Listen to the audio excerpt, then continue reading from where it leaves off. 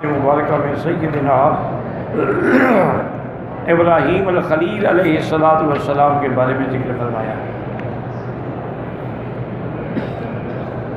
سیدنا ابراہیم علیہ السلام کی قرآن مقدس میں بہت دعائیں ہیں جو تقریباً اللہ نے سب منظور فرما لی ما سوا ان کے باپ کے بارے میں۔ جیسا کہ دوسری سورت مبارک میں انہوں نے دعا مانگی تھی، ربنا وجعلنا مسلمین لک ومن ذریتنا امۃ مسلمۃ لک وارنا مناسکنا وتب علینا انک انت التواب الرحیم۔ تو یہ سب مناسک مشاعر سب سنت ابراہیم، اور آج بھی ہمیں جتنا آدمی حج بھی آتے ہیں عمرے بھی آتے ہیں، جہاں جہاں بھی مشاعر مقدسہ میں نظر ڈالیں گے تو سیدنا ابراہیم کا ذکر ہے۔ اسی طرح انہوں نے ایک دعا یہ بھی مانگی تھی کہ ربنا وابعث فیہم رسولا من انفسہم، کہ یا اللہ ان مکے والوں میں ان میں سے، ان کی جنس میں سے، ان کی قوم میں سے کوئی نبی پیدا فرما، تاکہ وہ ان پر آپ کی آیات کی تلاوت کرے، ان کو تعلیم دے کتاب کی، حکمت کی، دانائی کی باتوں کی، اور ان کا تزکیہ کرے۔ آپ اس بات پہ غالب بھی ہیں اور حکمت والے بھی ہیں۔ تو اسی لیے حضور پاک ہمیشہ فرماتے تھے کہ انا دعوت ابی ابراہیم، میں تو اپنے ابا ابراہیم کی دعا ہوں، کہ انہوں نے اللہ سے مانگا تھا، اور ساتھ یہ بھی فرمایا کہ انا بشارت اخی عیسیٰ علیہ السلام، کہ میں اپنے بھائی حضرت عیسیٰ علیہ السلام کی خوشخبری بھی ہوں کہ ان نے میرے آنے کے بارے میں خبر دی، وَمُبَشِّرًا بِرَسُولٍ يَأْتِي مِن بَعْدِ اسْمُهُ أَحْمَدُ، اور ساتھ یہ بھی فرمایا کہ وَأَنَا رُؤْيَا أُمِّي الَّتِي رَأَتْ، اور میں اپنی اماں کا خواب بھی ہوں کہ میری ولادت سے پہلے میری اماں نے میرے بارے میں خواب بھی دیکھا۔ تو حضور صلی اللہ علیہ وسلم نے بھی فرمایا کہ انا دعوت ابی ابراہیم۔ تو حضرت نے یہ بھی دعا کی، اور جو آیات آج ہم نے پڑھی ہیں اس میں بھی یہ ذکر آتا ہے کہ اذ قال ابراہیم، جب ابراہیم علیہ السلام نے کہا رب اجعل ھذا البلد آمنا، یاد رکھیں کہ میرے طالب العلم بھائی جو ہے وہ سمجھتے ہیں کہ یہاں جو ہے نا البلد معرفہ ہے، لیکن سورۃ بقرہ میں جہاں حضرت ابراہیم نے ذکر فرمایا ہے وہاں بلدن وہاں نکرہ ہے، ھذا بلدن، تو اس کی وجہ کیا ہے؟ بعض علماء تو خیر یہ جواب دیتی ہیں کہ یہ تفنن فی الکلام ہے، لیکن نہیں، تفنن فی الکلام کا مقام نہیں۔ بات یہ ہے کہ وہ دعا حضرت نے مانگی تھی کہ اللہ تعالیٰ اس مقام کو آباد کر دے، کیونکہ یہ ایک ایسی وادی تھی جہاں کچھ بھی نہیں تھا۔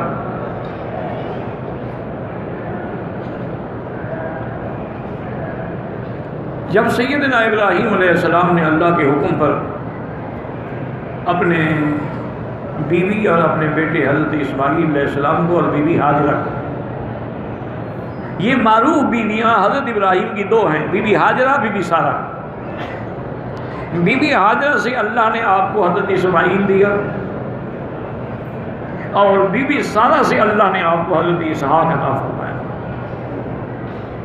پھر اللہ نے حضرت اسحاق کی اولاد میں حضرت یعقوب کو رکھا، پھر حضرت یعقوب کی اولاد میں اللہ نے حضرت یوسف کو رکھا۔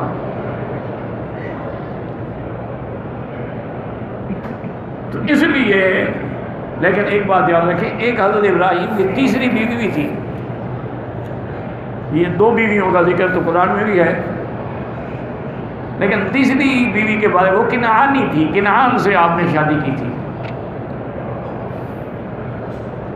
اس سے آپ کے 6 بچے تھے، لیکن ان میں اس مقام پہ چونکہ کوئی نہیں پہنچا اس لیے ان کا ذکر نہیں آیا۔ ان کا ذکر اس لیے آیا کہ حضرت اسماعیل جو ہیں وہ جد امجد ہیں سیدنا محمد مصطفیٰ کے صلی اللہ علیہ وسلم، اور حضرت اسحاق جو ہیں ان سے یعقوب علیہ السلام اور بنو اسرائیل ہیں، اور تمام انبیاء ان سے ہیں۔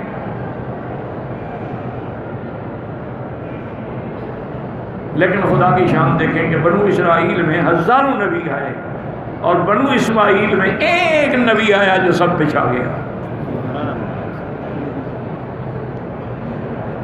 بنو اسماعیل سے اور کوئی نبی نہیں، لیکن ایک ایسا نبی آیا، ایک ایسا در یتیم آیا، ایک ایسا سید الاولین والآخرین آیا کہ تمام انبیاء اگر امام بن گئے اور تمام انبیاء پر چھا گئے. اصل جو یہودیوں کو میرے مدنی پاک سے عداوت تھی اس کی وجہ بھی یہی تھی. وہ کہتے تھے بھی ہمارے خاندان سے نبوت نکل گئی. پہلے نبی سارے بنو اسرائیل سے تھے، اب یہ تو بنو اسماعیل میں چلی گئی نبوت. حالانکہ اصل میں یہ بغض تھا، یہ اناد تھا، یہ فساد تھا. ورنہ اللہ کے بندے حضرت یعقوب کس کی اولاد ہیں؟ حضرت اسحاق کی. حضرت اسحاق کس کی اولاد؟ ابراہیم علیہ السلام کی. حضرت اسماعیل کس کی اولاد ہے؟ ابراہیم علیہ السلام کی. لیکن بس ہمارے خاندان سے نبوت چلی گئی. تو وہاں اس لیے نقلہ آیا کہ ایک غیر آباد جگہ کو آباد کرنے کے لیے دعا مانگی گئی. کیونکہ معرفت معروف ہو تو معرفہ استعمال ہو. اس جگہ ہی غیر معروف تھی. بے واد غیر ذی زرع. اور یہاں جو دعا مانگی گئی اور اللہ نے فرمایا کہ حضرت نے کہا اجعل ھذا البلد، تو یہاں البلد اس لیے لایا گیا کہ یہاں اس بلد کو امن کی دعا مانگی گئی. شہر بنانے کی دعا نہیں مانگی گئی. شہر تو بن گیا، آبادی تو ہو گئی. تو اس لیے اللہ نے فرمایا کہ انہوں نے ایک دعا تو یہ مانگی کہ رب اجعل ھذا البلد آمنا، یا اللہ اس بلد کو امن والا بنا. کیا مانا؟ ظاہری بھی امن ہو اور باطنی بھی امن ہو، دنیاوی بھی امن ہو اور اخروی بھی امن ہو. ظاہری امن یہ ہے کہ مکے والے بھی، کافر قریش بھی تھے یا اور بھی کافر تھے، حدود حرم میں کسی کو قتل نہیں کرتے تھے. نہ اپنے باپ کا قاتل بھی مل جائے تو اس کو نہیں قتل کرتے. انتظار کرتے تھے کہ حرم سے باہر نکلے پھر ہم اس کو پکڑیں گے. لیکن جب تک حرم میں ہے یہ امن میں ہے. من دخلہ کان آمنا. اور آخرت سے امن کا مطلب یہ ہے کہ جو آدمی بھی کعبۃ اللہ میں آئیں گے اور ایمان سے آئیں گے، صداقت سے آئیں گے، دیانت سے آئیں گے، اللہ ان کو جہنم سے نجات دیں گے، امان دیں گے. تو اس لیے حضرت ابراہیم علیہ السلام نے پہلی دعا تو یہ مانگی کہ رب اجعل ھذا البلد آمنا. دعا منظور ہو گئی. دوسری دعا مانگی کہ وَاجْنُبْنِي وَبَنِيَّ أَن نَّعْبُدَ الْأَصْنَامَ.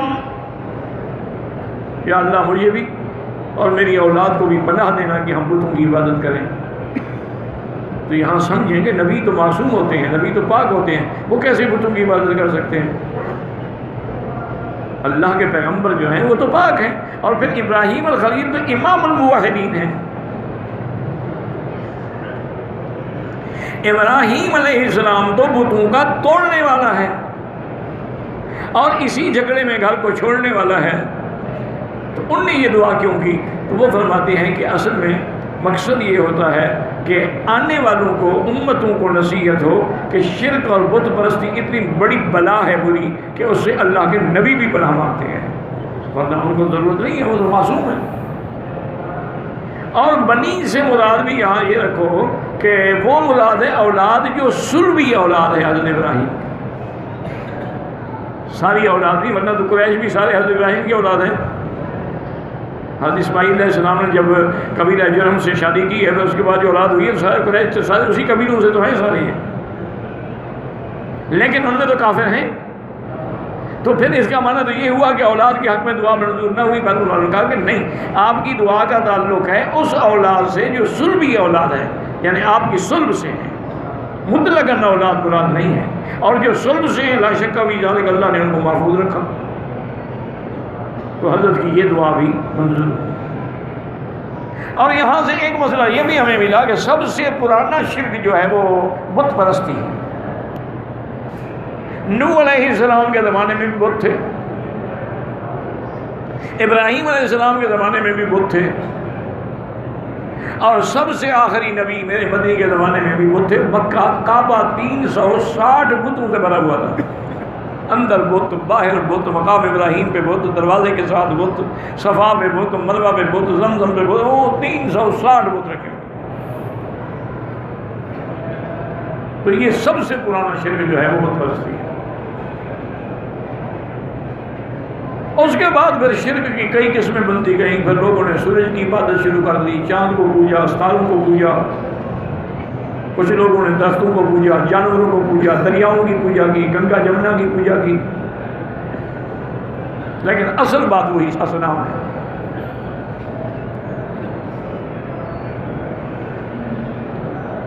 اور آگے حضرت ابراہیم فرماتے رب انہن اضللن کثیرا من الناس کہ یا اللہ یہ بت جو ہیں ان نے بہت لوگوں کو گمراہ کیا ہے. بت تو کچھ بھی نہیں کر سکتے، وہ تو کچھ بھی نہیں، نہ ہل سکتے ہیں نہ جل سکتے ہیں. مانا ان کی طرف نسبت کر دی گئی کہ اسی کی وجہ سے جو لوگ گمراہ ہوئے ہیں. ورنہ بت کیا گمراہ کریں گے؟ ان کو دھوپ میں کھڑا کر دو سائے میں نہیں آ سکتے، سائے میں کھڑا کر دو تو دھوپ میں بھی نہیں آ سکتے. وہ کیا ہو کسی کو گمراہ کریں گے؟ لیکن اس کے سبب سے دنیا گمراہ ہوئی، اس لیے نسبت ان کی طرف کر دی گئی کہ رب انہن اضللن کثیرا من الناس.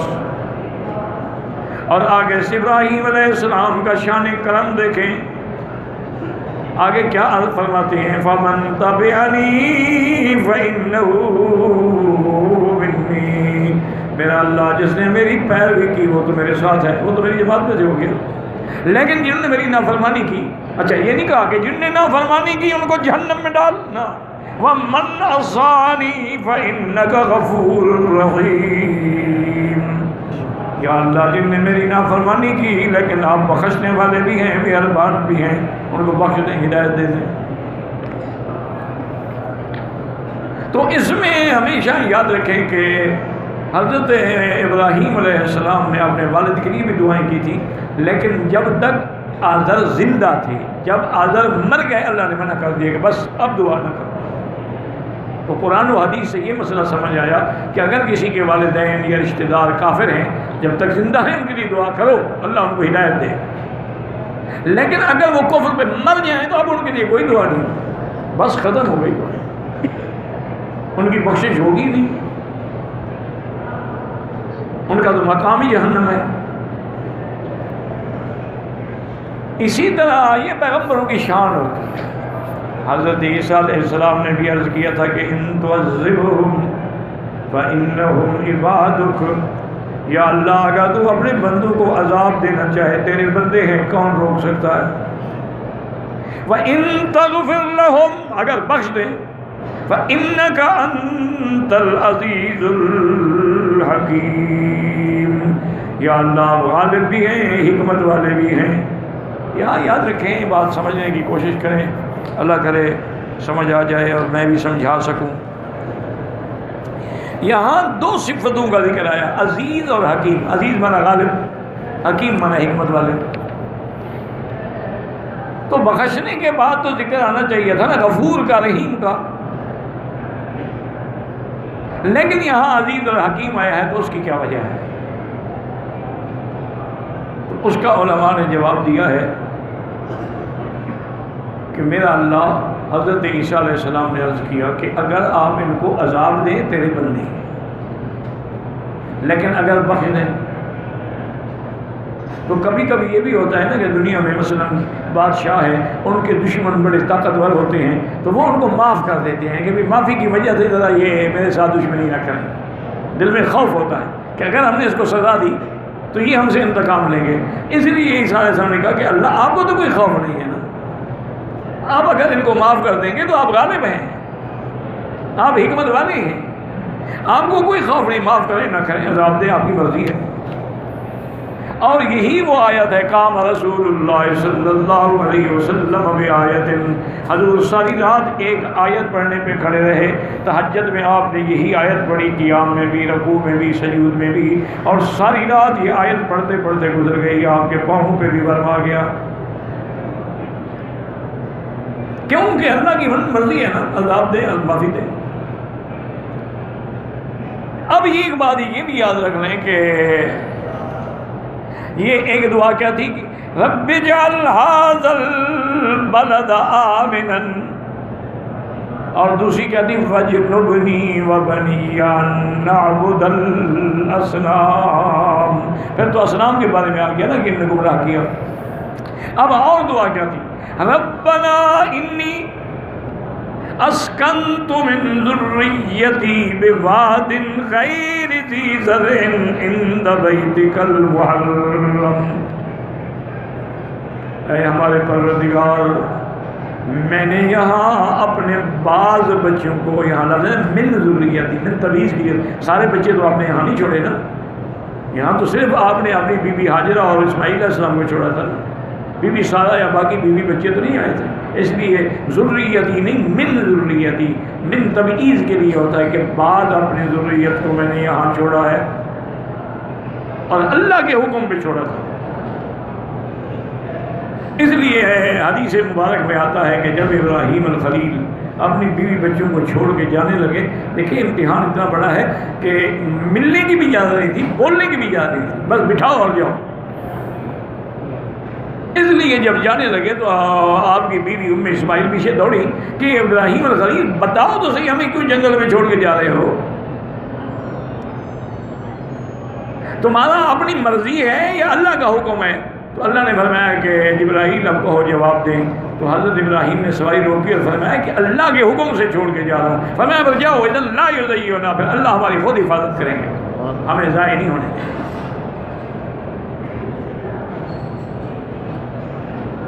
تو اس لیے آپ نے یہ دعا کی ربنا انی اسکنت من ذریتی بواد، یہ وادی ہے نا مکہ جو ہے نا، یہ کعبۃ اللہ ایسے جیسے پیالہ ہو، ہر طرح سے پہاڑ ہیں اونچے ہیں، یہ سب سے نیچے کی جگہ ہے.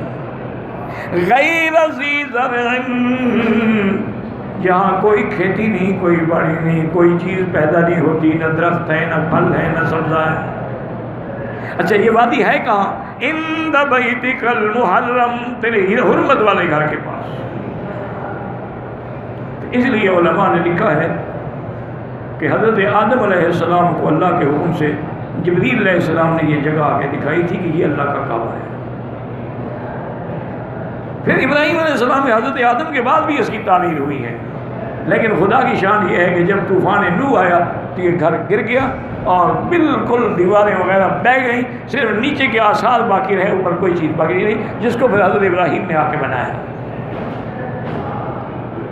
تو اس لیے یہ گھر جو ہے یہ نہیں کہ بنانا، وہ تو پہلے سے محرم ہے، حرمت والا گھر ہے، یعنی حضرت ابراہیم کے بنانے سے بھی پہلے وہ تو کعبہ ہے.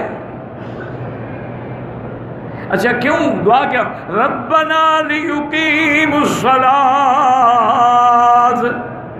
یا اللہ تاکہ یہ نمازیں قائم کریں، کیونکہ نماز تو ہر پیغمبر کے دین میں ہے نا، کسی میں 3 ہے، کسی میں 2 ہے، کسی میں 5 ہے، لیکن ہے تو ہر پیغمبر کے دین میں. روزہ بھی ہر پیغمبر کے دین میں ہے.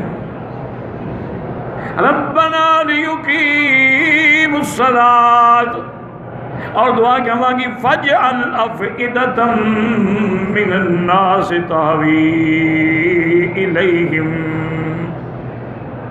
اور دعا مانگی کہ یا اللہ بعض لوگوں کے دلوں کو اس طرف پھیر دے، ان کے دلوں میں اس جگہ کی محبت اور خواہش اور اطاعت پیدا فرما دے.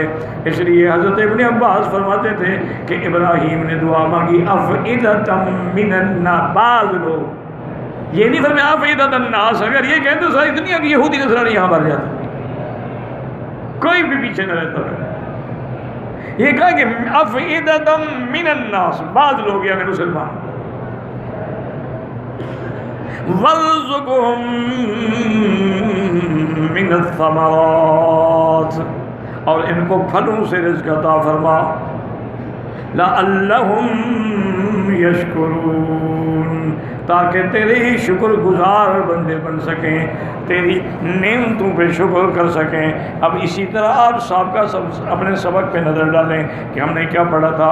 أَلَمْ تَرَ إِلَى الَّذِينَ بَدَّلُوا نِعْمَةَ اللَّهِ كُفْرًا، میرا مطلب دیکھیں یہ مکے والوں کا حال، اللہ کی نعمت کو شکر کے بجائے کفر سے بدل ڈالا انہوں نے. تو اصل چیز کیا ہے کہ اللہ کی نعمتوں پہ شکر کیا جائے. اس لیے ابراہیم علیہ السلام نے دعا مانگی کہ لعلہم یشکرون، تاکہ تیرا شکر کر سکیں. اچھا یہاں تو ہے نا من الثمرات، لیکن دوسری آیت میں آتا ہے کہ اولم نمکن لہم حرما آمنا یجبا الیہ ثمرات کل شیء رزقا من لدنا. اللہ نے فرمایا دیکھو کیا ہم نے حرم کو امن والا نہیں بنایا، اور ثمرات کل شیء، ہر چیز کا پھل کھینچ کھینچ کے مکے کی طرف آ رہا ہے. تو وہاں یہ نہیں فرمایا کہ ثمرات کل شجرۃ، پھر تو پھل ہی آتے نا. ثمرات کل شیء اس کا معنی یہ ہے کہ جو چیزیں بھی دنیا میں بنتے ہیں وہ ساری مکے میں پہنچ جائیں گی. ایک آدمی مل لگاتا ہے کپڑے کی تو اس کا پھل کپڑے ہے، ایک آدمی شوگر مل لگا تو اس کا پھل چینی ہے. تو ثمرات کل شیء ہے، ثمرات کل شجرۃ نہیں ہے. اس لیے اللہ تبارک و تعالیٰ نے بھی ابراہیم کی دعا کو ایسا رنگ عطا فرمایا ہے کہ جب ساری دنیا میں وہ پھل نہ ملے مکے میں مل جائے گا. اچھا جس ملک کا پھل ہو وہاں بھی نہ ملتا ہو یہاں مل جاتا ہے. حضرت ابراہیم علیہ السلام کی دعا ہے. تو یہ بھی دعائیں ہیں، اور اس کے علاوہ آگے پھر اللہ